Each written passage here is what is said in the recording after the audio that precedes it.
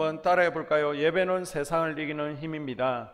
예배는 세상을 이기는 힘입니다. 오늘 예배를 통해서 또 예배의 성광으로 말미암아 하나님께서 부어주시는 신선한 기름 부으심으로 일주일 동안도 세상 가운데 승리하며 살아갈 수 있기를 주의 이름으로 축복합니다. 아멘. 오늘은 다니엘서 5장인데요. 다니엘서 5장을 보게 되면 벨사살이 등장합니다. 느부갓네살 왕이 이제 죽고 나서 4명의 왕이 거쳐가게 되죠. 보게 되면 그 아들인 마르둑과 또 네리거리살 왕, 라바시 마르둑 왕을 이어서 4번째 왕위를 차지하니가 나보니두스 왕입니다. 나보니두스. 신하들이 아니에요. 왕권을 정통성을 확보하기 위해서 그 느부갓네살의 딸과 결혼을 하게 됩니다. 이제 사이가 되죠. 그리고 나서 그 사이에서 태어난 아들이 누구냐? 바로 오늘 다니엘서 5장에 등장하는 벨사살입니다. 나보니두스 왕을 끝으로 바벨론이 멸망을 당하게 됩니다. 그래서 벨사살을 바벨론의 정식 왕으로 부를 수는 없습니다. 그런데 성경에서는 벨사살을 왕으로 기록하고 있습니다. 그 이유는요, 그 아버지 나보니두스의 정치적 성향 때문에 그렇습니다. 이 나보니두스 왕은요, 전쟁을 많이 하기로 소문난 왕이었습니다. 약 17년간을 통치를 하는데요, 마지막 10년간은 하루도 왕국에 있지 않았습니다. 매일 나가서 전쟁을 하는 거예요. 그러면 이 바벨론 왕국은 어떻게 합니까? 본국의 내정을 맡길 사람이 필요했는데 자연스럽게 그 아들인 벨사살에게 통치권을 위임해서 바벨론을 다스릴 수 있도록 했습니다. 그러니까 아들인 벨사살은 내정, 바벨론을 다스리고요, 아버지인 나보니두스는 밖에 나가서 계속해서 싸우고 또 싸우고 전쟁을 하였습니다. 5장 1절에 보게 되면요, 5장이 그것의 역사적 배경인데, 이제 5장 1절을 보게 되면 벨사살 왕이 그의 귀족 1000명을 위하여 큰 자치를 베풀고 그 1000명 앞에서 술을 마시니라. 아멘. 지금 바벨론의 나보니두스 왕은요, 막강한 대적인 메데 페르시아 제국과 전쟁을 벌이고 있습니다. 그런데 군대를 이끌고 전쟁터에서 싸우고 있는 왕을 대신해서 내정을 맡고 있는 벨사살은요, 그날이 기원전 539년 10월 10일 저녁입니다. 큰 잔치를 벌이고 벨사살 왕은 술과 춤으로 지금 연회를 펼치고 있습니다. 고고학적 발굴에 의하면 그 연회장은요, 10,000명이 정도 참석할 수 있는 아주 거대한 연회장이었습니다. 벨사살은 그 가운데 1000명의 사람들을 모아서 향연을 베푸는데 정치적인 이유가 있는 거예요. 그는 바벨론 왕국이 아직까지도 건재하다라는 것을 다른 나라에 또 백성들에게 보여주고 싶었던 것입니다. 계속되는 전쟁으로 불안해진 백성들의 마음을 안심시키기 위해서 지금 눈속임을 하고 있는 것입니다. 자, 계속해서 2절을 보시면요, 벨사살이 술을 마실 때 명하여 그의 부친 느부갓네살이 예루살렘의 성전에서 설치어온 은 그릇을 가져오라고 명하였니 이는 왕과 귀족들과 왕후들과 후궁들이 다 그것으로 마시려 함이었더라. 아멘. 자, 2절에 보게 되면 거의 부친 느부갓네살, 아니 손자라고 그랬는데 왜 여기서는 아들이라고 아버지라고 표현하고 있습니까? 여기서 부친은요, 아버지 윗대를 나타내는 단어입니다. 그래서 아버지도 여기서는 부친, 할아버지도 부친, 고조 할아버지도 다 부친이라는 단어로 표시하고 있습니다.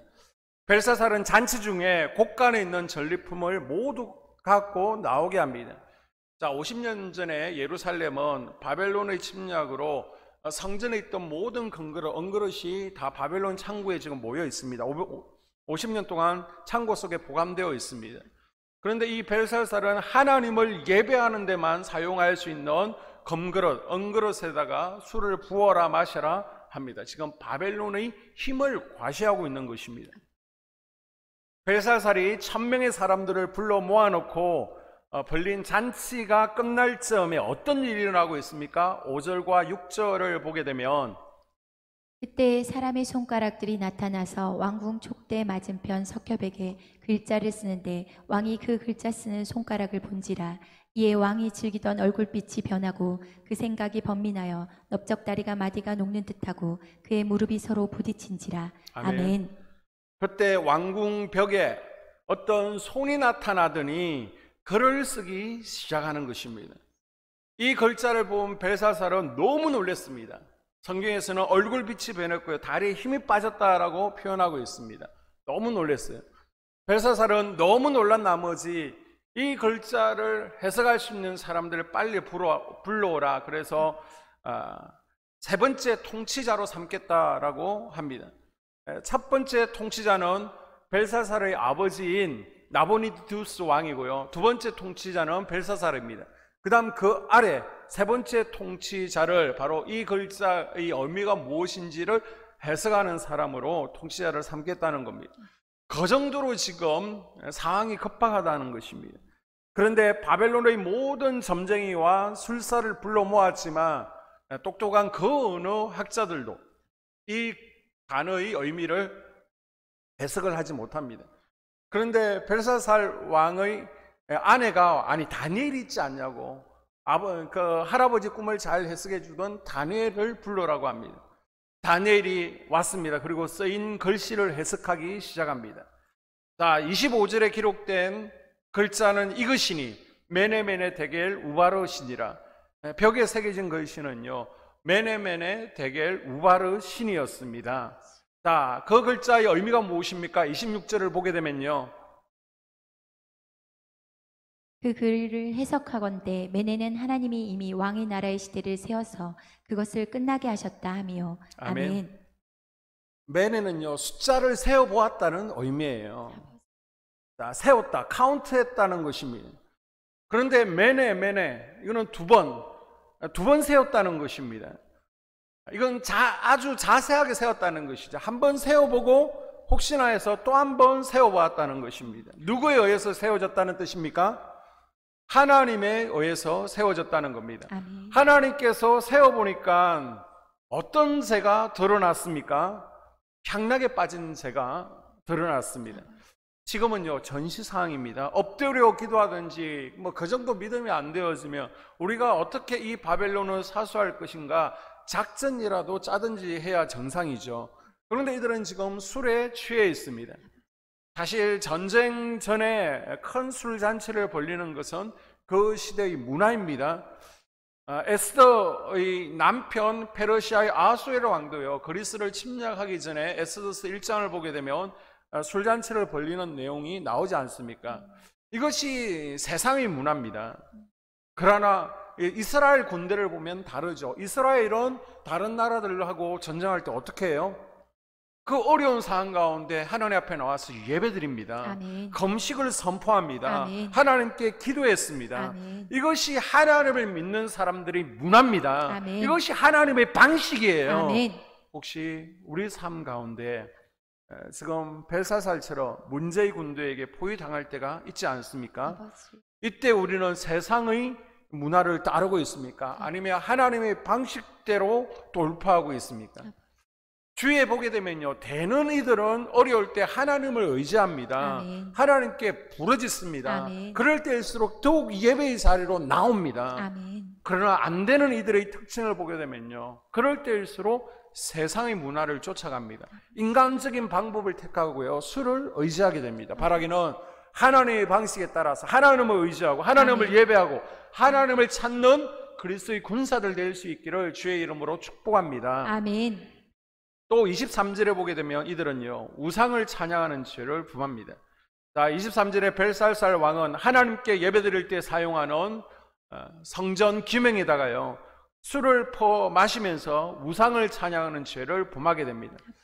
성경에서 하나님께서 가장 싫어하시는 죄가 뭐예요? 10계명을 보게 되면 1번, 2번으로 나오는 게 무엇입니까? 바로 우상숭배입니다. 우상숭배.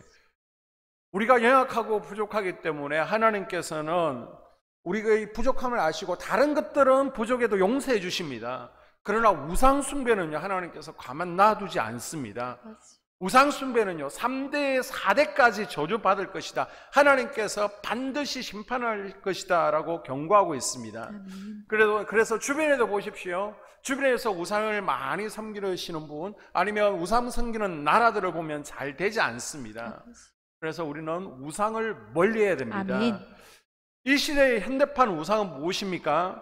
커다란 신상만이 우상이 아니라 내가 하나님보다 더 사랑하는 것이 현대판 우상이라는 거 참 많이 들으셨을 거예요. 내가 하나님보다 물질을 더 가까이 하면요, 물질이 우상이 된다는 겁니다. 막 내 자식 그러면 자식도 우상이 될 수 있다는 겁니다. 우리 자녀들 같은 경우에 너무 TV나 또 게임에 빠져 있으면 그것이 우상이 될 수 있고요. 아니면 내 사랑이 하나님이 아니라 성전이 아니라 내가 키우는 강아지에게 아니면 고양이에게 쏟아지고 있다. 아니면 또 다른 취미생활에 하나님께 드리는 시간보다 더 많은 시간들을 드리고 있다라고 그러면 그것이 우상이 될 수 있다는 것입니다. 아멘. 우리 하나님은요, 질투하시는 하나님이십니다. 아멘. 그래서 말씀하시잖아요. 나만 바라봐. 아멘. 다른 어떤 것에도 눈을 돌리지 마. 오직 예수, 아멘. 하나님 제일주의, 하나님만 바라보고 하나님 중심의 삶을 살아가는 하나님의 백성들 될 수 있기를 주님의 이름으로 당부를 드립니다. 아멘. 자, 할아버지 느부갓네살 왕이 왜 왕위에서 쫓겨났습니까? 벨사살 때에 왜 나라가 망합니까? 우리가 두 사람에게서 찾아볼 수 있는 공통점이 있는데요, 그것은 바로 교만입니다. 교만. 벨사살의 할아버지 느부갓네살은 교만 때문에 7년 동안이나 정신병으로 고통받죠. 그리고 왕에서 물러나서 7년 동안 풀을 먹으면서 숲속에서 야외 생활을 하는 비참한 인생이 되었습니다. 이 벨사살은 그것을 보고서도 여전히 할아버지의 교만을 따라가다가 비참한 최후를 맞이하게 됩니다. 바벨론의 수도는 유프라테스 강을 끼고 있습니다. 아주 천연적인 요새입니다. 그래서 이 바벨론 수도 밖으로는요 10m 이상의 성벽이 쌓여져 있습니다. 폭도 3m 이상이 넘습니다. 이런 성벽이 하나 쌓기도 힘든데 그 안에 똑같은 성벽이 한 번 더 쌓여져 있습니다. 이중 구조가 되어 있습니다. 그리고 성벽 밖으로는 10m 깊이의 수로를 파서 적군들이 함부로 들어오지 못하도록 물을 채워놓고요, 그 물이 바벨론 수도 안으로 들어와서 전쟁이 일어나더라도 어떤 일이 있더라도 물 걱정을 하지 않도록 그렇게 수로를 만들어 놓았습니다. 그리고 성내에 이렇게 지름이요 한 100km 정도 되는데 아주 풍족하게 농사를 지을 수 있습니다. 그래서 전쟁이 나면 딱 문만 걸어 잠그면요 몇 년이고 안에서 농사 지으면서 살 수 있는 것이 바벨론 성입니다. 군사들은 강하죠. 막강한 군대, 아주 용맹한 군인들입니다. 그리고 성도요 지형적으로 아주 천연적인 요새입니다. 도저히 망할래야 망할 수 없는 것이 바벨론 수도입니다. 그런데요, 하나님께서 작성하시니까 한 방에 539년 10월 10일 저녁에 하루 저녁에 무너지지 않습니까? 아멘. 여러분, 교만이라는 것이 무엇입니까? 국어사전에서는 자신의 부족한 점을 알지 못하고 자신을 대단한 존재로 여기는 마음의 상태를 교만이라고 정의합니다. 또한 스스로 잘난 체하고 겸손과 온유함 없이 좀 건방지고 또 방자함을 교만이라고 정의를 하고 있습니다. 다시 말하면요, 교만은 하나님께서 이루셨다가 아니라 내가 이루었어, 이게 교만이라는 거예요. 23절을 보게 되면 도리어 자신을 하나님의 주제보다 높이며 왕의 호흡을 주장하시고 왕의 모든 길을 작정하시는 하나님께는 영광을 돌리지 아니한지라. 아멘. 아멘. 모든 것이 하나님의 은혜입니다. 아멘. 이 하나님께 영광을 돌려드려야 되는데 23절에 보게 되면 벨사살은 내 능력으로 아버지. 내 힘으로 내가 이루었다 착각합니다. 내가 하나님보다 높다라고 생각하고 하나님께 영광 돌리지 않습니다. 하나님께서는요 사실 이스라엘을 심판하시고 또 아수르와 주변 나라들을 심판하시는 도구로 바벨론을 세우신 거예요. 하나님께서는 바벨론이라는 나라를 큰 나라를 이루도록 해 주셨습니다. 그런데 자신들이 한 줄로 알고 있습니다. 여러분이 지금까지 쌓아온 가정의 행복이나 건강, 그리고 평안, 물질적인 여유, 이것들은요 내가 한 것이 아니라 아멘. 하나님께서 하셨습니다. 아멘. 우리가 이것을 인정하지 못하면 이게 교만이라는 거예요. 아멘. 하나님께서 한순간에도 흩어버릴 수 있다는 것입니다. 아멘. 또한 교만은요 한마디로 하나님 도움 없이도 내 힘으로, 내 능력으로 할 수 있다는 것입니다. 자, 20절과 22절에 보게 되면 그가 마음이 높아지며 뜻이 완악하여 교만을 행함으로 그의 왕위가 폐한 바 되며 그의 영광을 빼앗기고 벨사살이여 왕은 그의 아들이 되어서 이것을 다 알고도 아직도 마음을 낮추지 아니하고 아멘. 자, 20절과 22절에 보게 되면요, 마음을 낮추지 못하고 마음이 높아졌다라고 전하고 있습니다. 왜 이런 현상이 일어날까요? 바로 하나님을 인정하지 않기 때문이죠. 아멘.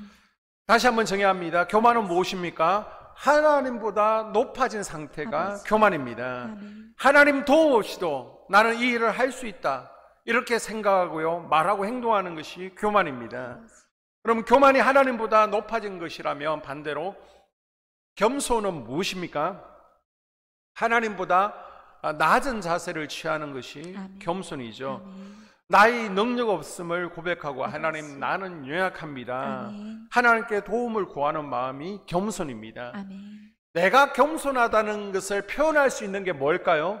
바로 기도입니다. 기도. 아멘. 하나님 앞에 무릎 꿇는 것입니다. 아멘. 그리고 고백하는 거예요. 하나님, 내가 할 수 있는 것 아무것도 없네요. 나는 연약합니다. 부족합니다. 하나님께서 도와주셔야만 됩니다. 아멘. 하나님 도와주세요. 아멘. 반대로 하나님 앞에 무릎 꿇지 않는 것은요, 교만입니다.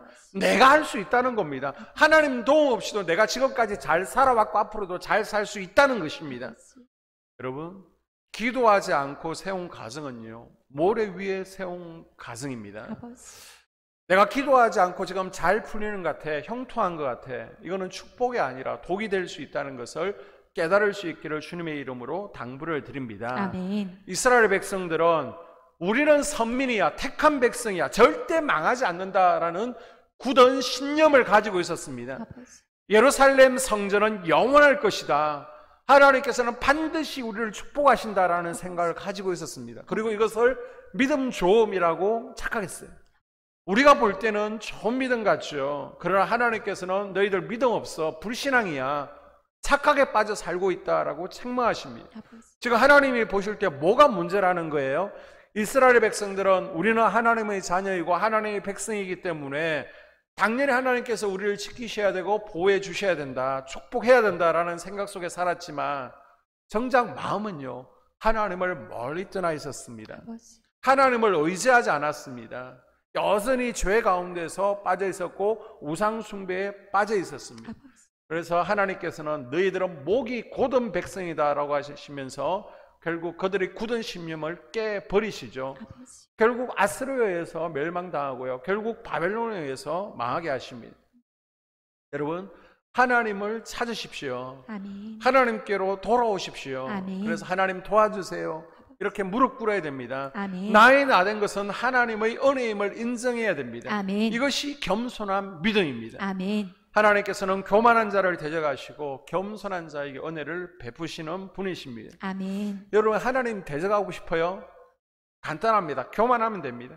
하나님 도움 없이도 할 수 있어. 기도하지 않으면 돼요. 반대로 여러분, 하나님의 사랑을 입고 싶습니까? 하나님의 도움을 받고 싶습니까? 아버지. 겸손하면 되는 거예요. 아멘. 하나님의 도우심을 구하는 기도의 삶을 살아가면 됩니다. 아멘. 하나님께서는 매네 벨사살의 죄를 세어볼 때, 야, 너는 향락과 우상과 교만의 죄에 빠져 있구나 라고 세어보신 거예요. 우리가 이 땅을 살아가면서 연약하기 때문에 죄를 짓잖아요. 그러면 죄를 지어도 구원을 받나요? 예수님 안에서 예수 그리스도를 나의 구주로 영접했으면 구원은 받습니다. 아멘. 그런데 왜 죄 짓지 말아야 됩니까? 우리의 말과 행동과 생각에 대해서 하나님께서 세고 계시기 때문이죠. 아멘. 불꽃 같은 눈동자로 하나님은 시퍼런 눈으로 살아계셔서 아버지. 지금 우리의 모든 말과 행동과 생각들을 세고 계십니다. 보고 아멘. 계십니다. 아멘. 그리고 마지막 날에 반드시 심판하실 줄로 믿습니다. 아멘. 하나님의 심판대 앞에 섰을 때 우리 생각과 말과 행동에 있어서 부끄러움이 없는 아버지. 우리가 될 수 있도록 죄를 멀리하라라고 말씀하는 거예요. 아멘. 우리가 하나님께서 세어보실 때 부정함이 없도록 우리가 주님 앞에서 신실하게 행하는 하나님의 자녀들 될 수 있기를 바랍니다. 아멘. 그 다음에 쓰인 글자가 무엇입니까? 27절에 보게 되면 대겔은 왕을 저울에 달아보니 부족함이 보였다 하며 아멘. 아멘. 대겔이라는 말은 저울을 놓고 달았다라는 의미입니다. 이 저울이 뭐예요? 하나님의 법을 말하는 것이죠. 하나님의 법에 달아보니까 부족하다는 것입니다. 우리 김용성 권사님 몸무게가 어느 정도 나가요? 85kg요. 좀 많이 나가시네요.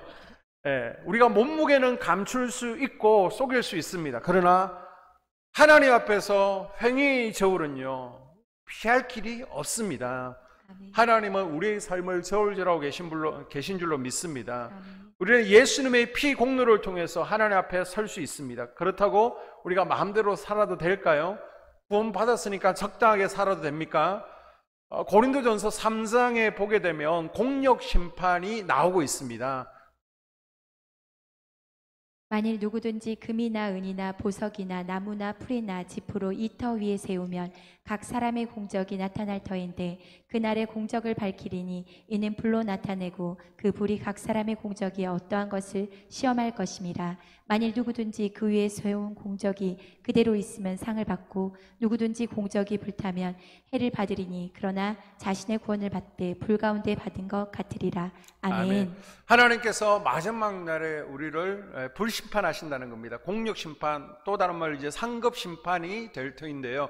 하나님께서 우리를 이제 행위의 저울에 달아보셔서 어떤 이들은 검과 같은 그러한 칭찬을 받을 것이고 어떤 이들은 불 가운데 구원을 얻는 것처럼 아주 창피한 얼굴이 화끈거리는 구원을 받게 될 것이다 라고 말씀하고 있습니다. 토마스 주남의 천국은 확실히 있다라는 책을 보게 되면요, 천국을 갔다 온 것을 이제 환상을 통해서 본 것들을 기록하고 있는데 우리가 100% 믿을 필요는 없지만은 그것을 근거해보고 또 천국 간증들을 쭉 들어보게 되면 공통적으로 나오는 이야기가 있습니다. 그것은요, 천국에 자기 집터가 있다는 것입니다.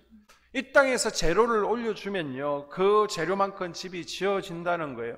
그 재료가 무엇입니까? 우리가 이 땅에서 행하는 헌신, 영혼구원, 충성봉사, 이웃사랑, 이런 것들로 우리의 집이 지어진다라고 표현을 하고 있습니다. 우리가 이 땅에 사는 날 동안 최선을 다해서 하나님 앞에 헌신해야 되는 근거가 바로 여기에 있는 줄로 믿습니다. 아멘. 그래서 예수 믿은 지 얼마 안 되는 분들은요, 더 열심히 달려야 됩니다. 모태신앙이나 2대, 3대, 4대 믿으신 분들은 부모님이 또 이렇게 쌓아둔 것도 있지만 내가 1대라고 그러면요, 내가 다 쌓아가야 되는 거예요. 그래서 어떤 분들은 이미 구원받았으니까 저는 천국 변두리로 만족합니다. 예루살렘 수도 하나님 보좌 가까이 안 가도 전혀 상관없어요. 저는 천국이면 만족하고요. 대신 이 세상에 좀 편안한 거, 이제 구원의 조건은 되었으니까, 특권을 냈으니까 그냥 이 세상에서 적당하게 쾌락도 누리면서 가겠습니다라고 생각하시는 분이 있을 수 있습니다.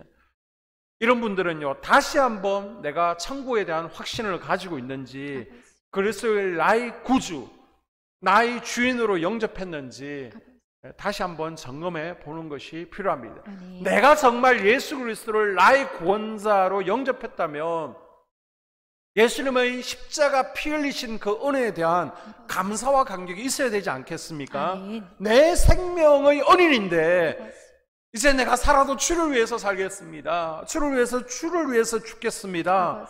라는 고백이 나오는 것이 당연하지 않습니까? 아멘. 내가 정말 예수 그리스도를 나의 왕으로 영접했다면 이제 삶의 주인의 자리에서 내가 내려와야죠. 인생의 보좌에서 아직도 내가 왕 노릇하면서 내가 먹고 싶은 거 먹고 내가 하고 싶은 말 하고 내가 하고 싶은 대로 다 행하고 있다면, 내가 내 인생의 주인 되어서 즐거움을 찾는 삶을 살고 있다면 내 인생의 왕자에 아직도 내가 주인 된 삶을 살아가는 겁니다. 말로는 예수님이 왕이다라고 그러는데요, 예수님을 내 인생의 왕자에 올린 것이 아닙니다. 다시 한번 점검해 보셔야 됩니다. 아멘. 여러분, 마지막 날에 하나님께서 행위의 저울로 나를 재어 보실 거예요. 무게를 달아 보실 거예요. 그때 봉사의 무게가 얼마나 나가는지, 헌신의 무게는 얼마 정도 되는지, 예배의 무게는 어느 정도 되는지, 저울에 미달되어지면 우리 주님이 책망하실 거예요. 이 게으르고 악한 종아, 부끄러운 구원, 창피한 구원을 받게 될 것입니다.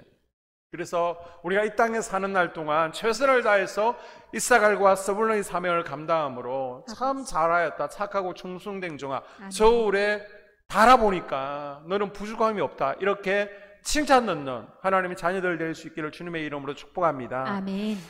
마지막에 쓰여진 글자가요, 우바르 신입니다. 28절.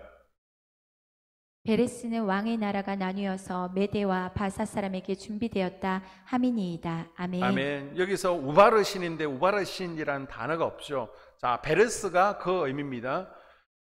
베레스는 나누어졌다라는 의미인데요. 바르신은 이 베레스의 복수입니다. 그리고 우는 그리고라는 접속사입니다. 그래서 우바르신은 그리고 나누어졌다라는 의미를 가지고 있습니다. 유리컵을요, 땅바닥에 던지면 깨져서 그 조각이 없어집니다. 산산조각 흩어져 버립니다. 마찬가지로 영원할 것만 같았던 바벨론 제국이 메대와 바사 연합군 공격을 받아서 산산조각이 나서 멸망당한다는 뜻입니다. 실제로요, 539년 10월 10일 날 저녁에 그날이 벨사살의 마지막 날이었습니다. 30절에 보게 되면 그날 밤에 갈대아 왕 벨사살이 죽임을 당하였고 라고 기록되어 있습니다.